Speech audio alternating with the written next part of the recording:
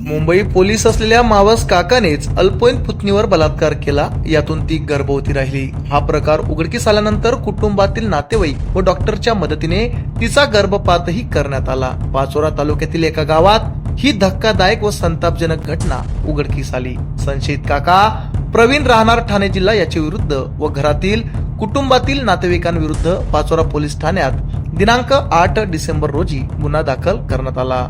या प्रकरणी गर्भपात करणारा डॉक्टर रवींद्र पाटील यास अटक करण्यात येऊन आज दिनांक 11 डिसेंबर 2025 रोजी दुपारी न्यायालयात हजर केले असता 2 दिवसांची पोलीस कोठडी सुनावण्यात आली आहे। दिनांक 8 डिसेंबर रोजी पीडित मुलीस पाचोरा पोलीस ठाण्यात बोलावून घेण्यात आले होते।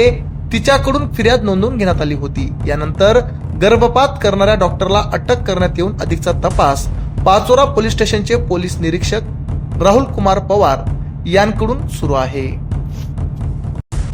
आमच्या चॅनलला लाईक करा, सबस्क्राईब करा, बेल आयकॉनवर क्लिक करा आणि शेअर करायला विसरू नका।